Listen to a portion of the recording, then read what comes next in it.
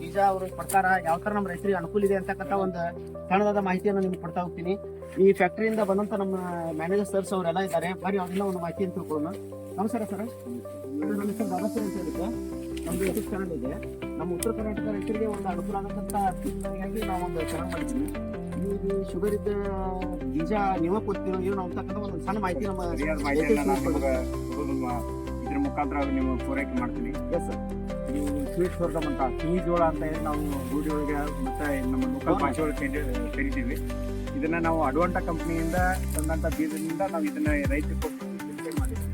ಇದ್ರ ಉದ್ದೇಶ ಏನಪ್ಪಾ ಅಂದ್ರೆ ಇದನ್ನ ನಾವು ಇದರಿಂದ ಎಥನಾಲ್ ತಯಾರು ಮಾಡೋದು. ಇವತ್ತಿನ ಮಾರ್ಕೆಟ್ ಒಳಗೆ ಇವತ್ತು ಕೇಂದ್ರ ಸರ್ಕಾರ ಹೆಚ್ಚು ಮುತುವರ್ಜಿ ಎಥನಾಲ್ ಪೆಟ್ರೋಲ್ ಜೊತೆ ಎಥನಾಲನ್ನು ಬಳಸಿ ವಾಹನಗಳನ್ನ ಓಡಾಡಿಸುವುದು ಅಂತ ಒಂದು ಯೋಜನೆ ಹಾಕೊಂಡಾಗ ಇದನ್ನ ಕೇಂದ್ರ ಸರ್ಕಾರ ರೈತರಿಗೆ ಒಂದು 2 ಪಟ್ಟು ಇಳುವರಿ ಹೆಚ್ಚಾಗೋದು. ಹಾಗಾಗಿ ಅಂತ ಏನು ಕೇಂದ್ರ ಸರ್ಕಾರ ಒಂದು ನಿರ್ಧಾರ ಮಾಡಿಲ್ಲ, ಆ ಪ್ರಕಾರ ನಾವು ರೈತರ ಆದಾಯ ಹೆಚ್ಚು ಮಾಡೋಕ್ಕೆ ಇದನ್ನ ಒಂದು ಆದಾಯ ಹೆಚ್ಚಾಗತ್ತೆ. ಮತ್ತು ನಮ್ಮ ಕೇಂದ್ರ ಸರ್ಕಾರಕ್ಕೆ ಎಥನಾಲು ಪೂರೈಕೆ ಮಾಡಿದಂಗೆ ಆಗುತ್ತೆ. ಅದರಿಂದ ನಮ್ಮ ದೇಶದ ಪೆಟ್ರೋಲಿಯಂ ಉತ್ಪನ್ನವನ್ನು ನಾವು ಇಂಪೋರ್ಟ್ ಮಾಡ್ಕೊಳ್ಳೋದು ಕಡಿಮೆ ಆಗಿ ನಮ್ಮ ದೇಶೀಯವಾಗಿ ನಮಗೆ ಒಂದು ಉತ್ಪನ್ನ ಸಿಗುತ್ತೆ. ಅದ್ರ ಜೊತೆಗೆ ಇಳುವರಿನೂ ನಾವು ರೈತರಿಗೆ ಒಂದು ಒಳ್ಳೆಯ ಆದಾಯ ಕೊಟ್ಟಂಗಾಗುತ್ತೆ. ಇದನ್ನು ಇವತ್ತಿನ ದಿವಸ ನಾವು ರೈತರಿಗೆ ಕೊಟ್ಟಿರೋದು 1 ಎಕರೆಗೆ 3 kg ಅಂತ ನಾವು ಅದು ಒಮ್ಮೆ ಬೆಳೆ ಇರೋ ಕಾರಣಕ್ಕಾಗಿ ಸ್ವಲ್ಪ ದಪ್ಪದಾಗಿ ಮತ್ತು ಕೆಲವೊಂದು ಕಡೆ ಸಣ್ಣದಾಗಿ ಬೆಳೆ ಬಂದೈತಿ. ಅದು ಮುಂದಿನ ದಿನದಲ್ಲಿ ಸುಧಾರಣೆಯಾಗಿ ಇನ್ನೂ ಚೆನ್ನಾಗಿ ನಾವು ಇಳುವರಿ ತೆಗಿಬಹುದು. ನಾವು ಇವತ್ತಿನ ದಿವಸ 20 ರಿಂದ 25 ಟನ್ನಿಗೆ ಎಕ್ಸ್ಪೆಕ್ಟೇಷನ್ ಮಾಡ್ಕೊಂಡು ಇಳುವರಿ ಇಷ್ಟು 1 ಎಕರೆಗೆ ಬರುತ್ತೆ ಅಂತೇಳಿ ನಾವು ಯೋಜನೆ ಹಾಕೊಂಡಿವಿ. ಅದರ ಫಲವಾಗಿ ಇವತ್ತು ಜೂನ್ 20 ರಿಂದ 30 ತಾರೀಕಿನೊಳಗೆ ನಾವು ಬಿತ್ತಿದ್ದೀವಿ. ಇವತ್ತು ಕಟಾವು ಮಾಡ್ತಾ ಇದ್ದೀವಿ. ಇನ್ನು ನಾಳೆ ನಾಡಿದ್ದು ಇದನ್ನು ಕೃಷಿ ಮಾಡಿದ ನಂತರ ಇದರ ಒಟ್ಟಾರೆ ಆದಾಯ ಏನಿದೆ, ಎಥನಾಲ್ ಏನು ಬರುತ್ತೆ, ರೈತರಿಗೆ ಏನು ಆದಾಯ ಬರುತ್ತೆ ಮತ್ತು ಖರ್ಚು ವೆಚ್ಚ ಏನಿದೆ, ಯಾವ ಬೆಳೆ ಬೆಳೆದ್ರೆ ಏನು ನಿಮಗೆ ಲಾಭ ಆಗುತ್ತೆ ಅನ್ನೋದನ್ನ ಸಾಧಕ ಬಾಧಕಗಳು ನಮಗೆ ಇದರಿಂದ ಗೊತ್ತಾಗುತ್ತೆ. ಮುಂದಿನ ದಿನದೊಳಗೆ ಇದರಲ್ಲಿ ಇದೇ ಬೆಳೆ ಒಳಗೆ ಇನ್ನೂ ಹೆಚ್ಚು ನಾವು ಮುತುವರ್ಜಿ ವಹಿಸಿ ಚೆನ್ನಾಗಿ ಉತ್ಪನ್ನವನ್ನು ತೆಗಿಬಹುದು ಅನ್ನೋದನ್ನ ಈ ಮೂಲಕ ಹೇಳ್ಬೋದು. ಇನ್ನೊಂದು ಸರ್, ಈಗ ನಮ್ಮ ರೈತರಿಗೆ ಟನ್ ಗಂಟೆ ಅಂದ್ರೆ ಲೆಕ್ಕ ಆಗುತ್ತಿಲ್ಲ, ಕ್ವಿಂಟಲಿಂದ ನಾವು ಮಾತಾಡ್ತೀವಿ ಸರ್. ಈಗ ನಮ್ಮಲ್ಲಿ 1 ಕ್ವಿಂಟಲ್ ಗೊಂಜಾಳ 2200 ರೂಪಾಯಿ ಅಂತ ಸರ್. ನೀವು ಇದು 1 ಕ್ವಿಂಟಲ್ ಏನು ರೇಟ್? 2600 ರೂಪಾಯಿ ಬೀಳುತ್ತೆ. 2600 ರೂಪಾಯಿ ಗೊಂಜಾಳಕ್ಕೆ ಇದಕ್ಕಂದ್ರೆ ಡಿಫ್ರೆನ್ಸ್ ನಮ್ಮ ರೈತರಿಗೆ 4 ರೂಪಾಯಿ ಹೆಚ್ಚುವರಿ ತಗೋತಾರೆ. ಅಲ್ಲ ಸಾರಿ, 760 ರೂಪಾಯಿ ಕ್ವಿಂಟಲಿಗೆ. 760. ನಾವು ಇದನ್ನ ಟನ್ ಮೇಲೆ ಮಾತಾಡ್ತೀವಿ. ಗೊಂಜಾಳದಲ್ಲಿ ಇದರಲ್ಲಿ ಡಿಫ್ರೆನ್ಸ್ ಏನಪ್ಪಾ ಅಂದ್ರೆ ಒಂದ್ ಹೇಳೋದು, ಇದನ್ನ ಎಂಟೈರ್ ನಾವು ಗಂಟನ್ನ ತಗೊಂಡು ಹೋಗ್ತೀವಿ, ತೆನೆ ಸಹಿತ ಎಂಟೈರ್ ತಗೊಂಡೋಗಿ ಇದನ್ನ ತೂಕ ಮಾಡ್ತೀವಿ. ಗೊಂಜಾಳದಲ್ಲಿ ಆದ್ರೆ ಏನಾಗುತ್ತೆ, ನಿಮಗೆ ಕಾಳನ್ನ ಮಾತ್ರ ತೂಕ ಮಾಡ್ಬೇಕಾಗುತ್ತೆ. ಗಂಟು ಇತರೆ ಎಲ್ಲಾನು ನಾವು ಇಲ್ಲೇ ಭೂಮಿಯಲ್ಲೇ ತಗೋಬೇಕಾಗುತ್ತೆ.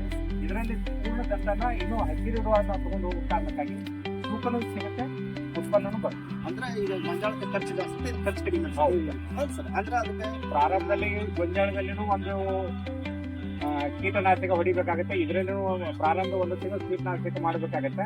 ಇದನ್ನ 100 ರಿಂದ 110 ದಿನದೊಳಗೆ ಕಟಾವು ಮಾಡ್ತೀವಿ. ಗೋವಿನ ಜೋಳದಲ್ಲಿ 120ನೇ ದಿನಕ್ಕೆ ಅದನ್ನ ಮಾಗಕ್ಕೆ ಹತ್ತದೆ. ಮುಂದೆ ಒಂದು 10-15 ದಿನದಲ್ಲಿ ನಾವು ರಾಶಿ ಮಾಡಬೇಕಾಗುತ್ತೆ. ಮತ್ತೆ ಜಾಸ್ತಿ ಮಳೆ ಆದ್ರೆ ಗೋವಿನ ಜೋಳದಲ್ಲಿ ಬೆಳೆ ನಿಲ್ಲುವಂತ ಕಂಡೀಷನ್ ಕಡಿಮೆ ಇರುತ್ತೆ. ಇದರಲ್ಲಿ ಹಂಗಲ್ಲ. ಇದು ಎಷ್ಟೇ ಮಳೆ ಆದ್ರೂ ಇವತ್ತಿನ ಕಾಲಕ್ಕೆ ನೀವು ನೋಡ್ಬೋದು, ಈ ಬೆಳೆ ನೋಡಿದ್ರೆ ಬಹಳ ಮಳೆ ಆದ್ರೂ ಸಹ ಈ ಬೆಳೆ ನಿಂತು ಬಿಡತ್ತೆ, ಚೆನ್ನಾಗಿ ಇಳುವರಿ ಬರಾಕತ್ತೈತಿ. ಅದೇ ಗೊಂಜಾಳದಲ್ಲಿ ನಾವು ಕಂಪೇರ್ ಮಾಡಿದಾಗ ಮಳೆ ಜಾಸ್ತಿ ಆದ್ರೆ ಅದು ಬೆಳೆ ಕುಂಠಿತ ಆಗುತ್ತೆ. ಸರ್, ಈಗ ನೀವು ಅಂದ್ರಿ ಎಥನಾಲ್ ರೆಡಿ ಮಾಡ್ತಿದ್ರಿ ಅಂತ ಹೇಳಿ, ಈ ಎಥನಾಲ್ ಒಂದು ರೆಡಿ ಆಗ್ತದ ಅಥವಾ ಇದರಿಂದ ಮತ್ತೆ ಶುಗರ್ ಅಥವಾ ಬೆಲ್ಲ ಏನಾರ ಇನ್ನೂ ಇದರಿಂದ ಚೇಂಜಸ್ ರೆಡಿ ಮಾಡ್ತೀವಿ? ಈಗಾಗಲೇ ನಾವು ಇದನ್ನ ಮುಂದುವರೆಸಿ ವಹಿಸ್ತಾ ಇರೋದ್ರಲ್ಲಿ ಎಥನಾಲ್ ಮಾಡ್ಲಿಕ್ಕೆ ಮುಂದಿನ ದಿನದಲ್ಲಿ ಇನ್ನೂ ಹೊಸ ವೆರೈಟಿ ಬರುವಂತ ಲಕ್ಷಣಗಳಿದಾವೆ. ನಾವು Indian institute of millet research ಅಂತ ಮುಖಾಂತರ ಈ ಜೋಳದೊಳಗೆ ಸಕ್ಕರೆ ಅಂಶ ಇರುವಂತ ಬೆಳೆಗಳನ್ನ ರಿಸರ್ಚ್ ಮಾಡ್ತಾ ಇದ್ದಾರೆ. ಬೆಳೆ ಅದು ನಾಳೆ ದಿವಸ ಬರ್ತಪ್ಪ ಅಂದ್ರೆ ಇನ್ನೂ ಹೆಚ್ಚಿನ ಉತ್ಪನ್ನವನ್ನು ನಾವು ಗಂಡಕ್ಕೂ ಉಪಯೋಗ ಮಾಡ್ಬೋದು. ಇದನ್ನ ಎಥನಾಲ್ಕು ಉಪಯೋಗ ಮಾಡ್ಬೋದು.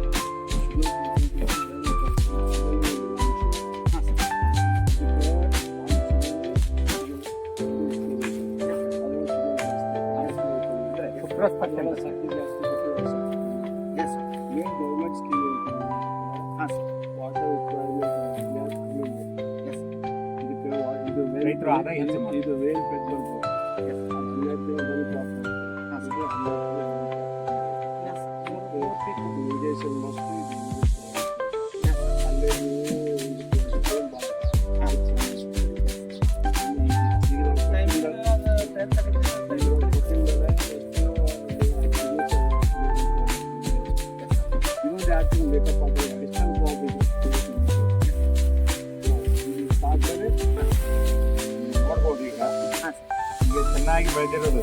ಬೆಳೆದಿದೆ ಅಂದ್ರೂ ಇವತ್ತಿನ ದಿವಸ ನಮ್ಮ ಲೆಕ್ಕಕ್ಕೆ ಮಾತ್ರ ಇದು ಇನ್ನೂ ಕೆಳಗಿದೆ.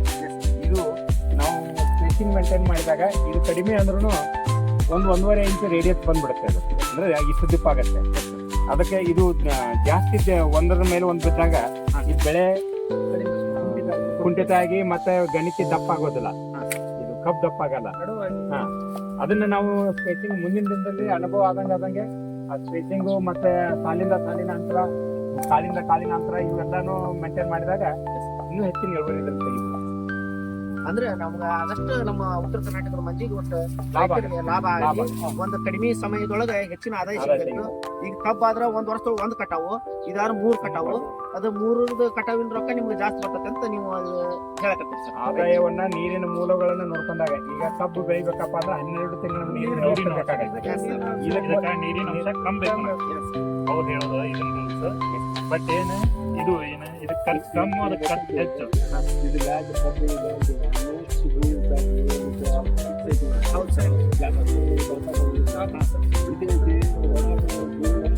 ಬಟ್ ವಿಶೇಷ ನೀವು ಇದನ್ನ ಬೆಳಿಬೇಕು. ಕಾಲ ಕೊಡುವಂತ ನೀರು ನೀರು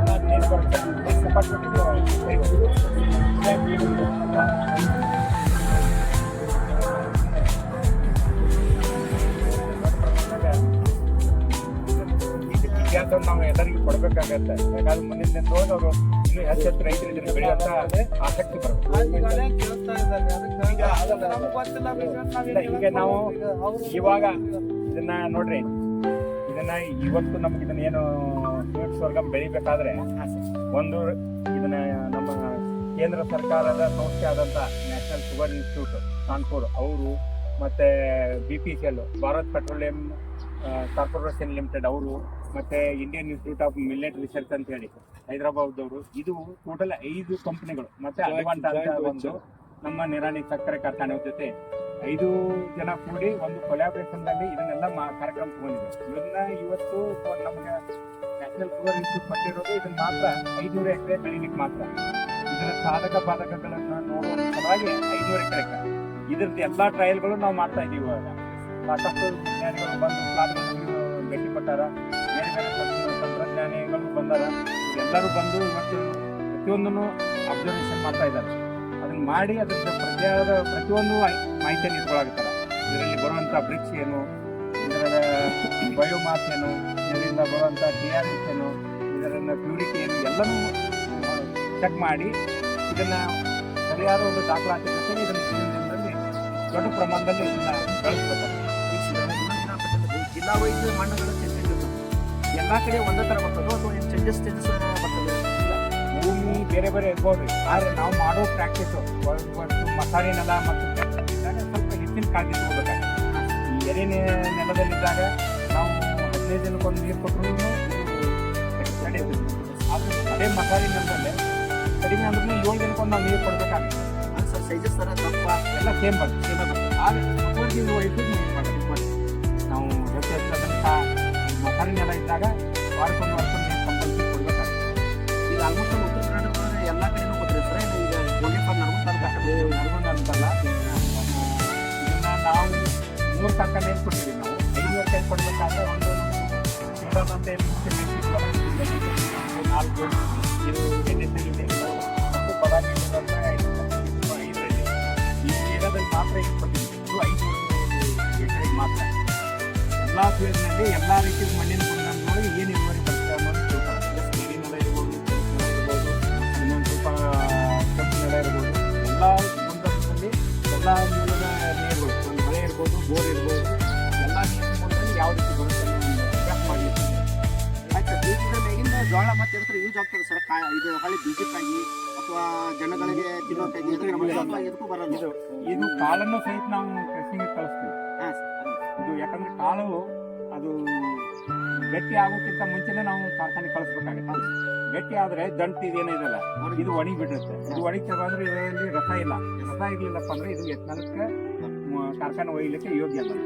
ಇದು ಹಸಿರಿರುವಾಗಲೇ ನಾವು ಕಾರ್ಖಾನೆ ಕಳಿಸ್ಬೇಕಾಗುತ್ತೆ. ಹೀಗಾಗಿ ಅದು ಕಾಳು ಕಟ್ಟಿರೋದಿಲ್ಲ. ಕಾಳು ಕಟ್ಟಿದ್ರು ಏನು ಹಸಿ ಕಾಳು ಇರುತ್ತೆ, ಅವಾಗನೇ ಅದನ್ನು ಕಟಾವು ಮಾಡ್ತೀವಿ. ನೋಡ್ರಿ ರೈತರೆ, ಇನ್ನೂ ಅಂತ ಹೆಚ್ಚಿನ ಮಾಹಿತಿಗಳನ್ನ ನಮ್ಮ ಪಾಟೀಲ್ ಸರ್ ಕಡೆಯಿಂದ ನಿಮ್ಗೆ ಇನ್ನೂ ಕೊಡ್ತಾ ಹೋಗ್ತೀವಿ. ನಮ್ಮ ಉತ್ತರ ಕರ್ನಾಟಕದಲ್ಲಿ ಇನ್ನೂ ಹೆಚ್ಚು ಬೆಳೀಲಿ ಅಂತ ಹೇಳಿಕೊಂಡು ನಾವು ಹಾರೈಸುತ್ತಾ ನನ್ನ ಈ ಚಿಕ್ಕವಾದ ಮಾಹಿತಿಯನ್ನು ಕೊಡ್ತಾ ಇದ್ದೀನಿ. ನನ್ನ ಚಾನಲ್ ಅನ್ನು ಸಬ್ಸ್ಕ್ರೈಬ್ ಮಾಡಿ, ಲೈಕ್ ಮಾಡಿ, ಬೆಲ್ ಬಟನ್ ಒತ್ತಿ.